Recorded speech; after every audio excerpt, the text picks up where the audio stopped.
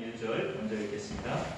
요셉이 시종하는 자들 앞에서 그 정을 억제하지 못하여 소리질러 모든 사람을 자기에게서 물러가라 하고 그 형제들에게 자기를 알리니 그때 그와 함께한 다른 사람이 없었더라. 요셉이 그 소리로 등에 백성 사람에게 들리며 바로의 등에 들리니라.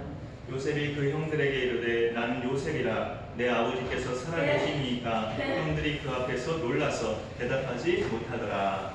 요셉이 형들에게 이르되 내게로 가까이 오소서. 그들이 가까이 가니 이르되 나는 당신들이야. 요셉이 당신들이 은혜를 갚느라. 당신들이 나를 이곳에 팔았다고 해서 근심하지 마소서. 한탄하지 마소서. 하나님이 생명을 구원하시려고 나를 당신들보다 먼저 보내셨나이다.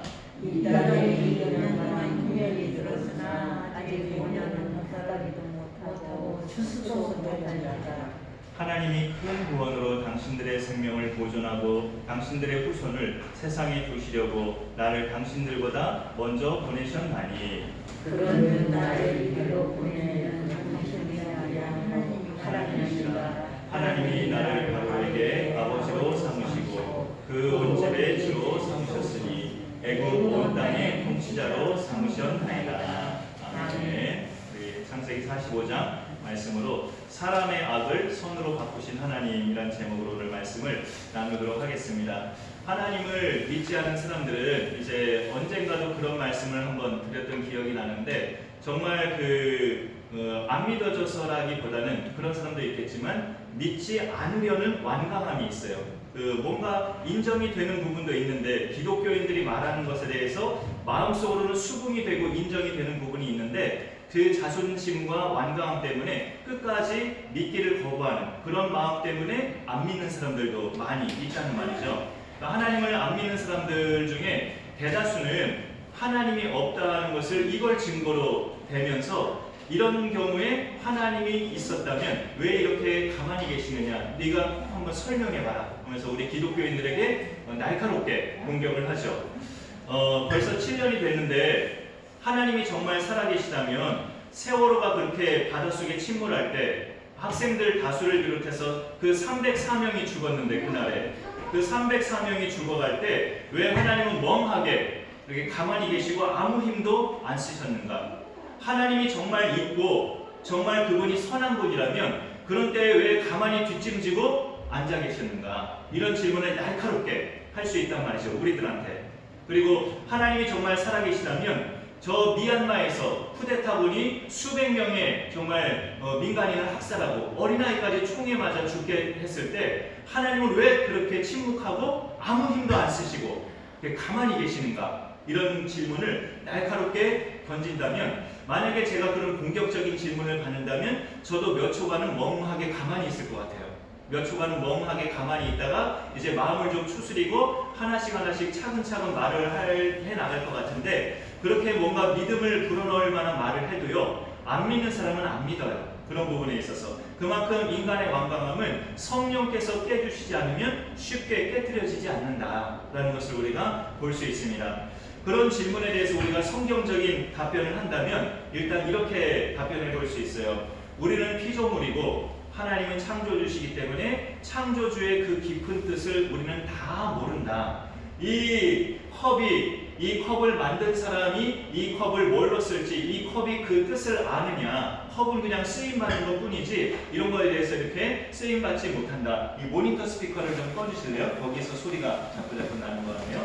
그런 것처럼 우리도 하나님이 지음받은 피조물인데 하나님의 그 뜻을 우리가 어찌나 알겠느냐라는 거죠. 그 자식도 부모님의 깊은 뜻은 다 모르잖아요. 그 인간 육신의 부모님의 그 뜻도 자식들은 다 모르는데 어찌 하늘 아버지의 깊은 뜻을 피조물이 다 알 수 있겠는가? 그런 답변을 우리가 할 수 있고요. 또 그 다음에 이제 물론 큰 비극을 겪은 당사자들은 이루 말할 수 없이 그 슬픔을 우리가 인정해야 한다. 세 모녀 살인한 사람 그 남자가 기껏해야 저희 큰애보다 2살 더 많은 25살, 그 20대 중반에 그런 나이밖에 안 되는 그런 청년이에요. 그런 청년이 그렇게 욱하는 마음에 세 모녀를 살인했어요. 그럴 때 하나님은 뭐하고 계시는가? 그 사람 막지 않고 이렇게 하나님을 없다 하는 사람이 강력하게 우리를 공격할 때 우리는 어떻게 답변을 해야 되는가 했을 때 그런 인간의 그 모든 행태는 다 죄로 말미암아 그렇게 퍼져나간 것이다. 그 죄는 하나님을 어기고 하나님을 무시하고 자기가 하나님처럼 되려다가 인간 세상이 다 이렇게 엉망이 되고 죄악으로 버무려진 것이다. 그러니 그런 여기저기 곳곳에서 하나님을 대적하는 그런 죄인들이 자꾸 일어나는 것이다. 그러나 하나님은 결코 그런 사람들을 내버려 두지 않으신다. 절대 내버려 두지 않으신다. 그들의 그런 악행이나 방치가 하나님이 보셨을 때 정말 죄였다면, 세월호가 그렇게 가라앉았을 때 방치했던 것이 정말로 하나님 보시기에 죄였다면 그런 방치자들, 그런 가해자들 하나님이 절대 그냥 놔두지 않으신다.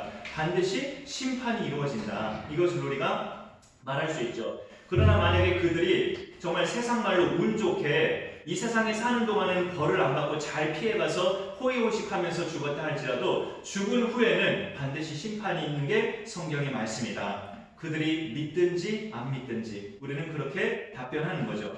요한복음 5장 29절에 선한 일을 행한 자는 생명의 부활로, 악한 일을 행한 자는 심판의 부활로 나오리라. 예수님이 분명히 말씀하셨거든요. 물론 여기서 선한 일과 악한 일은 하나님이 보내신 아들 예수님을 믿는 것이 선한 일이고 예수님을 끝까지 거부하고 받아들이지 않는 게 악한 일이에요. 그러나 그 악한 일을 하는 자는, 예수님을 거부하고 믿기를 싫어하는 그 악한 결단을 하는 자는 행위 속에서도 악한 일이 나올 가능성이 훨씬 많아요. 예수님을 받아들인 자보다. 예수님을 받아들인 자들이 만약에 살면서 악행을 저지른다면 그 악행에 대해서 예수님을 모신 사람은 반드시 회개합니다. 반드시 회개해서 회복되어져요. 하나님의 은혜 속에 다시 예수 믿는 사람답게 회복되어진단 말이에요. 그러나 예수님을 모시지 않은 사람은 그 어떤 악행을 저질렀을 때 그 악행에 대해서 뉘우침은 가질 수 있지만, 옥살이 하면서 징역 살면서 뉘우침은 가질 수 있지만 진정으로 예수님을 받아들이는 것은 또 물음표죠. 예수님을 거부했던 사람은, 그 거부했던 사람 중에도 임종전에 예수님을 믿는 사람이 있고 그렇지 않은 사람도 있거든요. 그런 점에 있어서 요셉의 형들은 창세기에 볼 때 전반적으로 좀 악한 사람의 모양으로 나오지만 나중에 애굽의 총리가 된 요셉 앞에 무릎을 꿇면서 자기도 모르게 자신들의 의도와는 상관없이 그 앞에서 회개의 작업이 이루어진 셈이 됐어요. 그래서 그들이 정말 다시금 회복됐고, 특히 요셉의 형들 중에 유다가 있는데 유다는 그 혈통으로 예수 그리스도가 오셨어요. 그러니까 귀중한 혈통이죠. 유다의 혈통은. 그런 점에 있어서 요셉의 형들은 그 행위 자체는 대단히 악했어요. 요셉을 미워했고 요셉을 죽이려 했어요. 그리고 애굽 땅에 팔아 넘겼어요. 죽이려 하는 것은 그 맏형이 그렇게는 하지 말자. 그래도 우리 동생이니 저기 미디안 상인이 오니까 저 사람들한테 팔아 넘기자 하면서 형이 그렇게 제안하니까 다른 동생들이 그걸 따른 거죠. 그러니까 형이 그런 제안을 안 했다면 구덩이 파서 요셉을 산채로 생매장했을 거예요. 대단히 악한 행동이죠. 그런데 팔아 넘긴 것도 대단히 악한 행동이에요. 사실은. 그런 악한 행동을 했던 이 형들을 하나님께서 그 심한 가뭄 때에 그 집안 일가를 다 곡식이 저장되어 있는 애굽 땅에 오게 한 것은 그 일가를 다 구원하신 거예요. 하나님이. 그렇게 악행을 저지른 그 형들과 그 집안을 하나님께서 가뭄의 때에 애굽 땅으로 다 오게 해서 먹고 살 수 있게끔 구원의 길을 하나님이 여신 겁니다.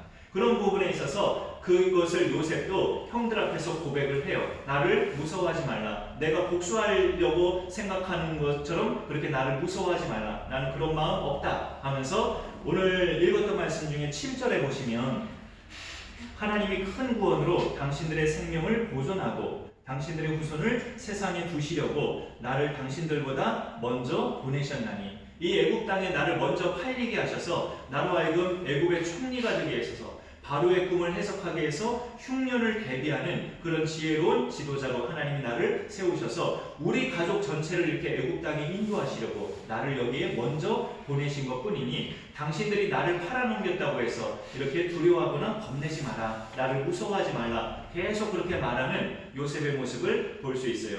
이게 바로 사람의 악을 선으로 바꾸시는 하나님의 선하심이에요. 사람의 악을 선으로 바꾸시는. 로마서 8장 28절에 보면 하나님을 사랑하는 자, 곧 그의 뜻대로 부르심을 입은 자들에게는 모든 것이 합력하여 선을 이루느니라 라고 말씀하고 있어요. 요셉이 오늘 말씀에서 고백하는 내용을 보면 이 요셉은 벌써 형들을 용서했어요.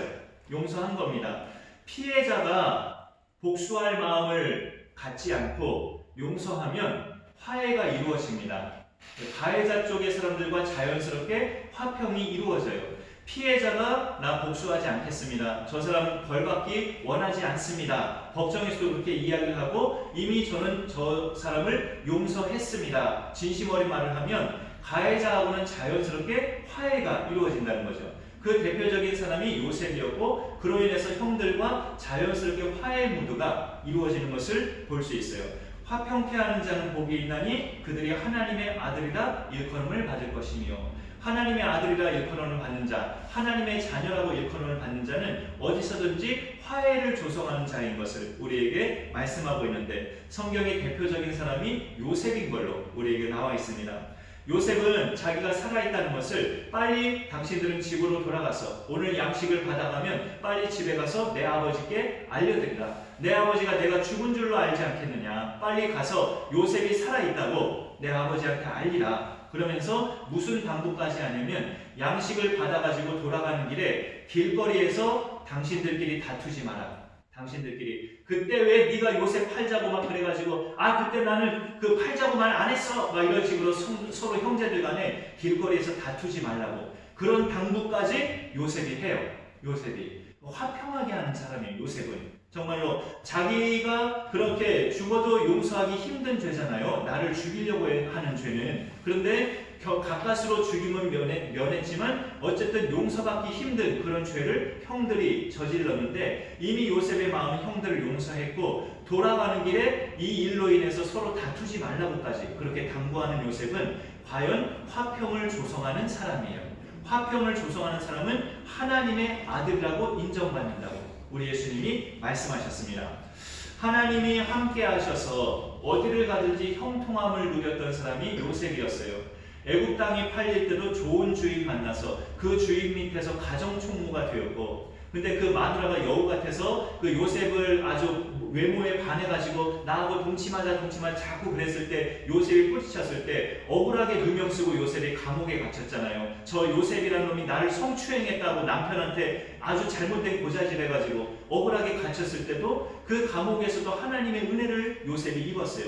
감옥의 간수장이 요셉이 신실한 믿음의 청년이라는 것을 알고 감옥의 모든 재반 사물을 요셉에게 다 맡겼죠. 이렇게 요셉은 가는 곳마다 불행했던 것 같은데 가는 곳마다 형통했어요. 그게 하나님의 은혜를 입었다는 거예요. 우리가 어떤 일을 겪을 때마다 불행한 것 같은데 결과적으로는 형통함으로 인도함을 받으려면 하나님의 은혜를 입어야 되는데, 하나님의 은혜를 입으려면 그 은혜가 임하는 몇 가지 도구가 있는데 그 도구를 우리가 늘 붙잡아야 돼요. 교회 헌법책에 보면 하나님의 은혜가 임하는 도구가 세 가지예요. 성경, 하나님의 말씀과 그 다음에 교회마다 1년에 뭐 두세 차례밖에 안 하지만 성찬, 이 성찬이 또 하나님의 은혜를 받는 도구예요. 그 다음에 세 번째가 기도입니다.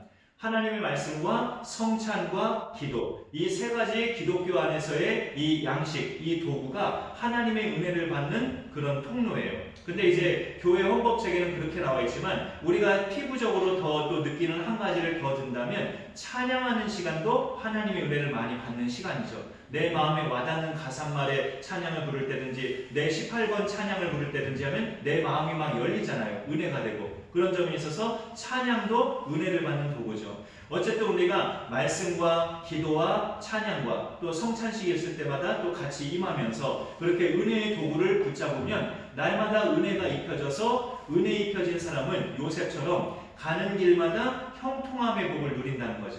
어려운 것 같은데 어느샌가 잘 풀려져 있고, 불행한 것 같은데 어느샌가 그게 좋은 결과로 바뀌어져 있고, 이런 것이 은혜 입은 자의 그런 증거죠. 하나님은 요셉을 가는 곳마다 그렇게 은혜 있게 하셔서 그의 마음이 완강하지 않게 하나님이 늘 만지셨어요. 요셉의 마음을 만지셔서 형들을 만났을 때 이놈의 인간들 내가 가만히 두나 보다, 이런 마음이 전혀 요셉의 마음속에는 없었단 말이죠. 하나님의 은혜가 가득한 사람은 그런 어떤 나쁜 마음이나 복수심이 없어요.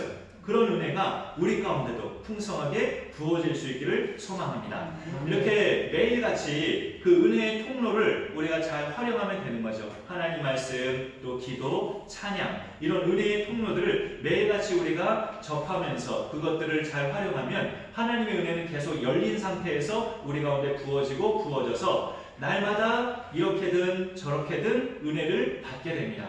그래서 말씀을 가까이 하고 찬양을 늘 자주 부르고 기도 생활을 해나갈 때 그렇게 은혜를 늘 우리가 은혜를 입게 돼서 이런 모양으로든 저런 모양으로든 은혜의 삶을 우리가 살아가게 된다는 거죠. 하나님께 은혜 받은 사람만이 그 마음의 완악함이 사라져요. 누가 그 어떤 잘못을 했어도 용서할 수 있는 힘이 생겨요. 그런 은혜가 우리 가운데 있어지길 소망합니다. 그래서 나한테 가해졌던 그 사람이 내 앞에서 아무 말 못하게 내가 믿는 예수를 언젠가는 그 사람도 믿어지는 그런 역사까지 일어난단 말이죠. 그게 은혜 입은 자의 힘이에요. 힘. 그리고 하나님께서 악을 선으로 바꾸시는 하나님은 이거에 대한 진짜 목적이 있는데 오늘 요셉도 한 말 속에 들어있어요. 일단 5절도 한번 또 보시면 당신들이 나를 이곳에 팔았다고 해서 근심하지 마소서, 한탄하지 마소서. 그 다음에 5절 후반에 보니까 하나님이 생명을 구원하시려고 나를 당신들보다 먼저 보내셨나이다. 하나님이 생명을 구원하시려고 라는 말을 요셉이 하죠. 그 다음에 또 7절에도 하나님이 큰 구원으로 당신들의 생명을 보존하고, 큰 구원이라고 여기서는 말을 합니다. 물론 이 요셉의 이 말에서 계속 말하고 있는 구원, 이 구원은 가뭄에서 건져주시는 그런 의미의 구원일 수 있어요. 1차적으로는 흉년에 대비해서 요셉은 애굽의 창고를 다 열어서 7년 풍년이 앞서 있을 때 모든 곡식의 5분의 1을 다 저장해뒀죠. 7년 흉년을 대비하기 위해서. 그래서 애굽 땅에만 곡식이 가득 차 있는 거예요.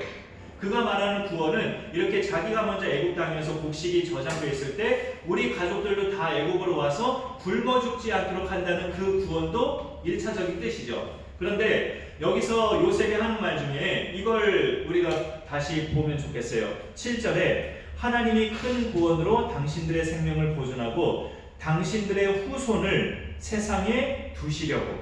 당신들의 후손을 세상에 두시려고. 이것은 그 믿음의 집안 혈통이 끊어지지 않게 하시려고 라는 뜻이에요. 그것은 먹고 사는 부분에 있어서만 구원이 되어지는 일이 아니죠. 영적으로 구원받아야 이게 가능한 일이죠. 후손이 끊어지지 않는다는 것은. 여기서 이제 그가 말하는, 요셉이 말하는 이 구원은 굶어 죽지 않게 먹고 살 수 있는 구원도 구원이지만 7절 중반에 있는 이 당신들의 후손을 세상에 하나님이 두시기 위해서 이렇게 우리 모두를 애굽 땅에 인도하신 거다라는 이 말은, 이 후손은 요셉의 아버지이면서 이 형들의 아버지인 야곱의 후손이죠. 야곱이 이름이 바뀌어졌잖아요. 이스라엘로. 이스라엘의 후손들이에요. 이스라엘의 후손들을 세상에 계속 끊어지지 않게 두시려고 우리를 이렇게 그 조상격에 해당하는 야곱의 집안을 하나님이 애굽 땅으로 다 인도하신 거예요. 가뭄의 때에. 이 이스라엘의 후손이 왜 끊어지지 말아야 될까요? 예수님이 오실 때까지 믿음의 선민들이 있어야 되니까. 예수님이 마리아의 몸에서 성육신하시기 전까지 이스라엘이라는 하나님이 택하신 선민이 씨가 말리면 안 되거든요. 어떻게든 그 선민이 계속 이어가서 예수님이 이제 혈통으로 사람으로 오실 때 그 선민을 중심으로 온 세상에 이제 하나님의 백성이 퍼져나가는 거니까 그 예수님이 오시기 전까지는 이스라엘 선민이 없어지면 안 돼요. 그래서 그 이스라엘 선민의 조상격에 해당하는 가족들이 야곱의 가족들입니다. 그들이 죽으면 안 되거든요. 가뭄 때에. 그래서 하나님은 애굽의 곡식이 저장되는 그 애굽 땅으로 이스라엘 집안을 다 오게 하셔서 그들을 구원케 하신 건데, 그 말을 요셉이 자기 형들한테 하고 있는 거예요. 하나님이 큰 구원으로 당신들의 생명을 보존하고 당신들의 후손을 세상에 계속 이어가게 하시려고 날 먼저 애굽 땅에 보내신 것이니 나를 팔아넘겼다고, 나를 죽이려고 하는 그 행적에 나를 두려워하지 말라. 나는 당신들을 해치지 않는다. 라고 이렇게 고백하고 있는 겁니다. 일찍이 하나님께서 야곱의 할아버지 아브라함에게 말씀하신 언약도 거기 그 말씀의 그 뜻이에요. 땅의 모든 족속이 너로 말미암아 복을 얻을 것이니라. 아브라함들은 네 아버지 집을 떠나라고 했을 때 내가 너를 복의 근원으로 세울 것이니 땅의 모든 족속이 너로 말미암아 복을 받을 것이다. 그러면은 그 아브라함 집안의 그 가족들이 죽으면 안 되잖아요. 그들을 통해서 땅의 온 족속이 복을 받아야 되는데 그들이 살아야 되죠. 그래서 그들을 구원하신 것이 요셉의 표현으로 하나님의 큰 구원이라고 이렇게 말씀하고 있는 겁니다. 그러니까 이 사람이 말하는 큰 구원은 단순히 자기 집안 식구 70명만 무사히 애굽 땅에 정착하는 게 큰 구원이 아니라 이들이 살아야 이들의 후손이 낳고 나아져서 예수님 오실 때 믿음의 백성이 온 세상에 많이 평만해지니까 하나님은 세상을 구원하시기 위해서 야곱 가족을 애굽에 인도하신 것이지 기껏 70명만 구원하시기 위해서 야곱 가족을 살려주신 것이 아니거든요. 그런 점에 있어서 요셉이 말하는 큰 구원은 장차 예수님을 통해서 믿음의 백성들이 많아지는 것을 큰 구원이라고 내다본 겁니다. 이게 바로 인간의 악을 선으로 바꾸시는 하나님이셔요. 요셉을 죽이려고 또 팔아넘긴 이런 형들의 악행을 하나님은 엄청나게 선으로 바꾸셔서 요셉의 가족뿐만이 아니라 악행을 저지른 그 형들까지 돌이키게 하시고 야곱 식구들 전체를 살려주십니다. 온 세상을 구원하시려는 하나님의 선하신 계획이었어요. 하나님의 이런 역사가 이루어지기까지는 은혜 입은 요셉의 용서와 화평을 이루는 그런 역사가 있었던 거죠. 이런 역사들이 우리 가정과 교회 내에 우리가 관계된 모든 사람들 사이에 일어나려면 은혜 입은 내가 용서와 화평을 이루어가는 하나님의 자녀의 삶이 펼쳐져야 합니다. 용서와 화평이 이루어질 때 하나님의 나를 통해서 내가 정말 괘씸하게 여긴 정말 원수로까지 여겼던 그 대상까지 하나님이 구원해내시는 역사가 일어나는 거예요. 내가 날마다 말씀과 기도와 찬양의 이런 은혜의 도구들을 통해서 날마다 은혜를 받고 하면은 이런 용서와 화평의 은총들이 나를 통해서 자연스럽게 막 일어나는 거죠. 완악한 마음은 다 사라지고 그런 은혜가 우리 삶 가운데 계속 이어지기를 소망합니다. 그러기 위해서는 이 말씀도요, 우리가 단순히 읽기만 하는 것보다 음식을 먹는 것에 비유하자면 빨리 먹는 사람은 소화도 되기 전에 꿀꺽꿀꺽 넘기잖아요. 그러면 나이 들면 이제 위궤양도 걸리고 그렇게 되잖아요. 열심히 씹어서 맛을 충분히 느끼면서 소화가 다 될 때까지 음식을 먹는 것이 제대로 음식을 먹는 거죠. 말씀도 씹는 것이 묵상이고 소화는 말씀을 따라 사는 삶이에요. 그러니까 씹는 것과 소화까지 다 되어야 음식을 제대로 먹은 거죠.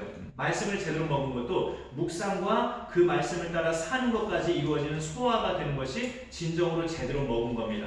기도도 우리가 이제 기도 초반에는 내가 마음의 조급함에 내 간절한 소원들을 하나님 앞에 막 아뢰잖아요. 우리 가정에 이런 것이 약합니다. 내 자녀의 이런 것이 약합니다. 저의 모습에서 이런 것이 약합니다. 하면서 우리가 구하고 싶은 것을 구하잖아요. 그러다가 이제 후반에 가서는 이런 경지에 이르러야 기도가 은혜의 통로가 될 수 있어요. 어떤 경지냐면 내가 막 구할 것을 구하기보다 하나님의 음성을 마음속으로 듣는 것. 그래서 기도의 방향이 하나님의 뜻으로 바뀌어지는 것. 그게 이제 은혜의 통로가 되는 거죠. 기도가. 그러려면 시간이 조금 필요해요. 기도 때. 기도 시간이 짧으면 내 구할 것만 구하기도 바쁘잖아요. 기도 시간이 사실은 좀 넉넉해야 내 구할 것도 구하다가 이제 하나님의 선하신 뜻도 캐치하면서 하나님의 뜻대로 내 기도가 나아가게 돼 있어요. 그때 이제 기도가 은혜의 통로가 되는 거죠. 그러려면 이제 시간이 조금 더 필요하긴 해요. 기도 때마다. 그런 점에 있어서 우리의 기도의 삶이 개인 기도는 또 그런 은혜의 시간들로 충만해지면 좋겠습니다. 이렇게 기도와 말씀 또 찬양 이런 은혜의 도구들을 우리가 날마다 접해서 정말 우리 마음이 늘 화평과 용서의 마음으로 잘 세워져서 요셉을 통해서 하나님의 나라가 확장되고 많은 사람들이 구원받은 것처럼 그런 주님의 은혜가 우리를 통해서도 계속 펼쳐질 수 있기를 간절히 소망합니다. 네, 제가 기도하겠습니다.